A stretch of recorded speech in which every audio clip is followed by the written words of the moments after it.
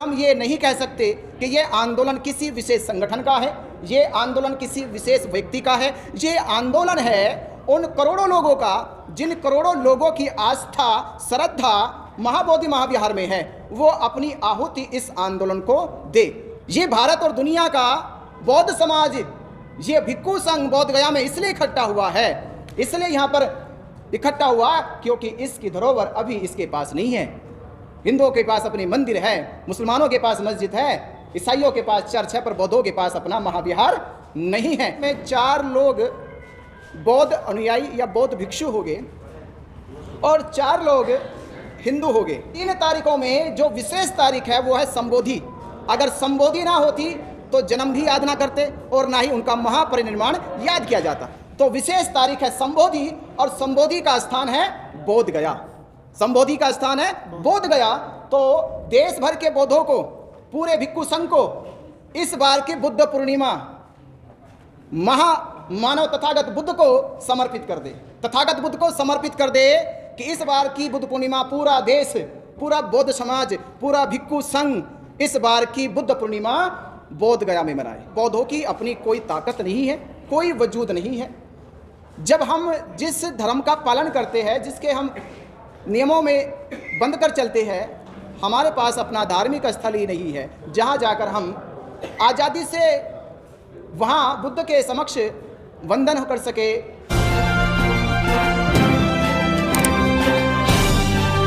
आप देख रहे हैं पब्लिक आवाज टीवी।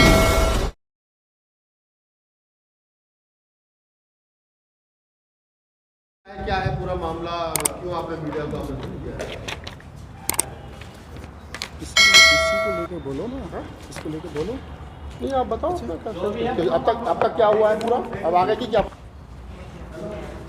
आप सभी का बहुत बहुत धन्यवाद है कि आप समाज की आवाज़ उठाने के लिए अपने चैनल के माध्यम से पूरे भिक्खु संघ की बात को सुनने के लिए आए, उसके लिए बहुत बहुत धन्यवाद। आज की जो कॉन्फ्रेंस रखी गई है, ये कॉन्फ्रेंस है महाबोधि महाविहार मुक्ति आंदोलन के संबंध में। 6 जुलाई 1949 को बिहार गवर्नमेंट में एक अधिनियम पास किया गया। उस अधिनियम की लड़ाई करीब अभी जो वक्त हुआ वो 132 वर्ष हो गए। 132 वर्षों से लगातार धम्मपाल अनागारिक जी के नेतृत्व में वो लड़ाई शुरुआत की गई थी। पिछले बार ये आंदोलन हमारे देश में चला कि BTMC एक्ट को निरस्त किया जाए, और आंदोलन बोध गया से लेकर दिल्ली की सड़कों तक, दिल्ली तक पहुंचा और उसका पूर्णतः समाधान नहीं निकला। बस एक प्रलोभन देकर उस आंदोलन को बंद कर दिया गया। अब ये आंदोलन दोबारा से देश भर की भावना का आंदोलन, जनभावना का एक आंदोलन बन गया है। इस जन भावना के आंदोलन को जन आंदोलन, बौद्धों का आंदोलन, पूरे भारत के भिक्षु लामा, पूरे बौद्ध समाज के आंदोलन में एक सहभागिता सुनिश्चित करने के लिए कि देश का कोई भी राज्य, कोई भी शहर या बौद्ध धर्म को मानने वाले, चाहे वो महायानी हो, थेरवादी हो या किसी और भी यान से वो ताल्लुक़ रखते हो, उन सब की श्रद्धा का और उनके मान्यताओं का एकमात्र केंद्र है महाबोधि महाविहार बोध गया। महाबोधि महाविहार 1949 में जो अधिनियम बना, उस अधिनियम के तहत 9 लोगों की एक कमेटी बनाई गई। 9 लोगों की कमेटी बनाई गई। 9 लोगों की कमेटी में 4 लोग बौद्ध अनुयायी या बौद्ध भिक्षु हो गए और 4 लोग हिंदू हो गए, और 9वें व्यक्ति सरकार में जो मजिस्ट्रेट होगा उस गया डिस्ट्रिक्ट का, वो उसका चेयरमैन होगा। उस समय तो जब ये एक्ट बनाया गया तो चेयरमैन का कंपलसरी रखा गया कि वो हिंदू होना चाहिए। पिछले आंदोलन में ये अमेंडमेंट किया गया कि वो हिंदू होना जरूरी नहीं है। पर बात केवल अमेंडमेंट करने की नहीं थी, ये ना तो अनागारिक धम्मपाल के समय थी, ना ये बात जो पीछे आंदोलन चलाया हमारे पूरे भारत के भिक्षु संघ ने और उपासकों ने, ये बात तो भी अमेंडमेंट की नहीं थी। ये बात थी कि महाबोधि महाविहार बौद्धों को मिलना चाहिए। जिस प्रकार यरूशलेम में जो पूरी दुनिया के ईसाइयों का एकमात्र केंद्र है, मुसलमानों का मक्का मदीना में एकमात्र केंद्र है, वैसे ही दुनिया के बौद्धों का एकमात्र केंद्र जो है वो बोध गया। बोध गया बौद्धों के पास नहीं है, तो इसका अर्थ ये हुआ कि बौद्धों की अपनी कोई ताकत नहीं है, कोई वजूद नहीं है।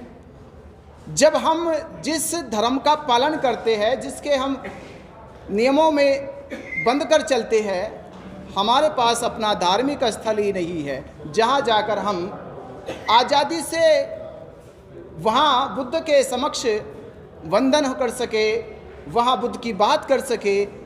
जाते तो है ये सोचकर कि हम महाबोधि महाविहार जा रहे हैं, पर वहाँ पर देखने को मिलता है कि वहाँ महाबोधि महाविहार की बगल में ही शिवलिंग है, गणेश जी की मूर्ति है, पंडे पुरोहित वहाँ पे पिंडदान श्राद्ध का हर वर्ष कार्यक्रम रखते हैं।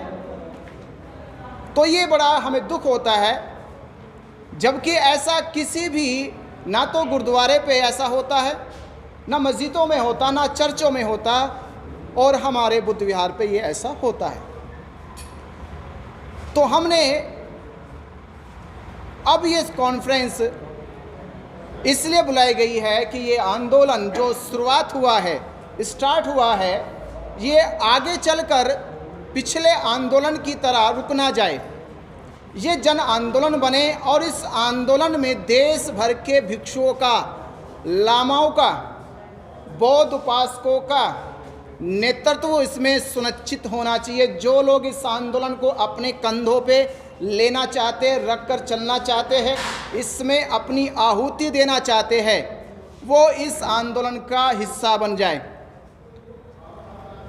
जिसमें उनकी मांग यही प्रथम मांग रहेगी कि हमें बीटीएमसी एक्ट 1949 को पूर्ण रूप से निरस्त कर दिया जाए। कोई अमेंडमेंट नहीं, कोई सुधारी की गुंजाइश नहीं, कोई और प्रलोभन नहीं, बस एक ही बात है। इस आंदोलन का पूरा एक ही उद्देश्य है कि महाबोधि महाविहार को, उसके नियंत्रण को, जो अभी तक अधिनियम बना के चलाया जा रहा था, वो अधिनियम पूरी तरह से निरस्त हो जाए। निरस्त कैसे होगा? आंदोलन की पहली प्रक्रिया धरने से शुरू हुई है। पहला, हमने सरकार पे एक अपनी बात को पहुंचाने के लिए धरना प्रदर्शन, जिसको आज 23 दिन हो गए हैं, 23 दिन का धरना प्रदर्शन जो बोध गया में चल रहा है। 17 दिन वो धरना प्रदर्शन महाबोधि महाविहार के सामने जो एक बाउंड्री वॉल थी, उस बाउंड्री वॉल में चल रहा था। सरकार को जब लगने लगा कि ये आंदोलन अब रुकने वाला नहीं है, ये बढ़ता ही जा रहा है, इसका रूप और बढ़ता ही जा रहा, मजबूत होता जा रहा है, तो उन्होंने रात के 1 बजे बौद्ध भिक्षुओं को डराकर, धमकाकर, भ्रम फैलाकर कि आप लोग बीमार हैं, आपको इन्फेक्शन हो गया है, इस बहाने से उनको हॉस्पिटल ले जाया गया और हॉस्पिटल ले जाकर उन्हें वहाँ पूरा रात, पूरा दिन वहाँ पे रखा। अगले दिन, उस समय तक हम वहीं थे। मैं करीब धरना प्रदर्शन में 5 दिन बिता कर आया और 5 दिन बीतने के बाद जो एहसास हुआ कि ये आंदोलन आगे कमज़ोर ना पड़े, तो हमें पूरे अखिल भारतीय भिक्षु संघ, अन्य उपासक संघों का, या देश के सभी जितने भी अलग अलग हमारे संगठन हैं जो बौद्ध धर्म का प्रचार प्रसार करते हैं, उन सब की भागीदारी इसमें सुनिश्चित हो जाए। जिससे कि ये आंदोलन जन आंदोलन बन जाएगा, फिर हम ये नहीं कह सकते कि ये आंदोलन किसी विशेष संगठन का है, ये आंदोलन किसी विशेष व्यक्ति का है। ये आंदोलन है उन करोड़ों लोगों का जिन करोड़ों लोगों की आस्था श्रद्धा महाबोधि महाविहार में है। वो अपनी आहुति इस आंदोलन को दे और उनकी इस आहुति का बल होगा कि महाबोधि महाविहार जल्द ही मुक्त कराया जाएगा। तो इस उद्देश्य को लेकर आपको बुलाया गया। अब इसकी प्रक्रिया, पहला धरना, दूसरा हमने घोषणा करी थी वहीं से बोध गया से कि हम अब इसको दूसरे चरण की ओर ले जाने की कोशिश कर रहे हैं। दूसरा चरण का मतलब है कि हम 1 अप्रैल से पूरे भारत में, आप मीडिया के माध्यम से भी कह रहे हैं कि पूरे भारत में से जो लोग चाहते हैं कि महाबोधि महाविहार मुक्त होना चाहिए, जिस प्रकार हिंदुओं ने एड़ी से लेकर चोटी तक की जान लगाई, हर एक तरह के माध्यमों अपनाए उन्होंने, और उन्होंने वो मंदिर बना लिया जहाँ कोई अवशेष भी नहीं था। हमारा तो पूरा जिंदा खड़ा है, पूरी इमारत है, और इमारत जिंदा में हम प्रवेश नहीं कर पा रहे। तो दूसरा चरण है कि हमने 1 अप्रैल से पूरे भारत में ये आह्वान किया बोध गया से, और यहाँ आपके मीडिया के माध्यम से भी कर रहे हैं कि पूरे देश के लोग 1 अप्रैल से पद यात्राएं, बाइक यात्राएं, कार यात्राएं, जो भी साधन है, उस साधनों से वो बोध गया में बुद्ध पूर्णिमा, जो पूरी दुनिया के लिए सबसे पवित्र पर्व है, बुद्ध पूर्णिमा इसलिए मनाई जाती है, सबसे 3 तारीखों में एक तारीख विशेष है। बैसाख पूर्णिमा की 3 तारीखें है, सिद्धार्थ का जन्म, सिद्धार्थ को संबोधि और बुद्ध का महापरिनिर्वाण। पर इन 3 तारीखों में जो विशेष तारीख है वो है संबोधि। अगर संबोधि ना होती तो जन्म भी याद ना करते और ना ही उनका महापरिनिर्वाण याद किया जाता। तो विशेष तारीख है संबोधि, और संबोधि का स्थान है बोध गया। संबोधि का स्थान है बोध गया। तो देश भर के बौद्धों को, पूरे भिक्खु संघ को इस बार की बुद्ध पूर्णिमा मानव तथागत बुद्ध को समर्पित कर दे, तथागत बुद्ध को समर्पित कर दे कि इस बार की बुद्ध पूर्णिमा पूरा देश, पूरा बौद्ध समाज, पूरा भिक्खु संघ इस बार की बुद्ध पूर्णिमा बोध गया में मनाए। ये संकल्प अगर हमने ले लिया और ये शुरुआत हो गई, क्योंकि आंदोलन तब मजबूत होता है जब उसका दबाव सरकार पे पब्लिक बन जाए। तो पब्लिक के दबाव कैसे बनेगा? जब आप एक जगह सेंट्रलाइज हो जाए। एक दिन चुन लिया बुद्ध पूर्णिमा, तो बुद्ध पूर्णिमा पर देश भर से लाखों लोग पहुंच जाएंगे। उस दिन बिहार सरकार के मुख्यमंत्री जी, राज्यपाल जी वहीं रहते हैं। उस समय हम अपनी मांग उनके समक्ष रखेंगे। ये भारत और दुनिया का बौद्ध समाज, ये भिक्खु संघ बोध गया में इसलिए इकट्ठा हुआ है, इसलिए यहाँ पर इकट्ठा हुआ क्योंकि इसकी धरोहर अभी इसके पास नहीं है। हिंदुओं के पास अपनी मंदिर है, मुसलमानों के पास मस्जिद है, ईसाइयों के पास चर्च है, पर बौद्धों के पास अपना महाविहार नहीं है। ये बौद्धों के साथ अन्याय हो रहा है, और ये अन्याय अभी से नहीं, इसको तकरीबन अभी 75 साल अन्याय को हो गए। 75 साल से ये भारत का बौद्ध समाज अन्याय सहन करता आ रहा है। पर क्या हम इस भारत को किस तरह से कहें कि भारत में अब संविधान लागू होने के बाद भी क्या सरकारों ने सभी धार्मिक मान्यताओं में समानता का रवैया अपनाया? अगर ये समानता का रवैया अपनाया गया होता तो भारत के बौद्ध समाज के लोग यहाँ इकट्ठा नहीं होते। ये हमारी दूसरी प्रक्रिया। तीसरी प्रक्रिया में यही कि जब यात्रा चलेगी तो वो एक जनसमूह में परिवर्तित हो जाएगी। यानी यात्राओं का असर होगा कि सरकारों में, हर डिस्ट्रिक्ट में जब यात्राएं निकलेगी तो उनको ज्ञापन जाएगा। हर डीएम मजिस्ट्रेट ज्ञापन को राष्ट्रपति भवन भेजे, मुख्यमंत्री के दफ्तर भेजे, राज्यपाल के दफ्तर भेजे। तो दफ्तरों में जब आपके मांग के पेपर इकट्ठा हो जाएंगे और वो मांग कह रहे कि अगर या तो इन पेपरों की सुन के मान लीजिए, नहीं तो हम इकट्ठा होने जा रहे हैं। तो ये मुहिम इस प्रकार चलाने के लिए हमें भारत भर के वृक्षों का साथ चाहिए, भारत भर के बौद्धों का साथ चाहिए, क्योंकि ये आंदोलन पूरे देश का आंदोलन है।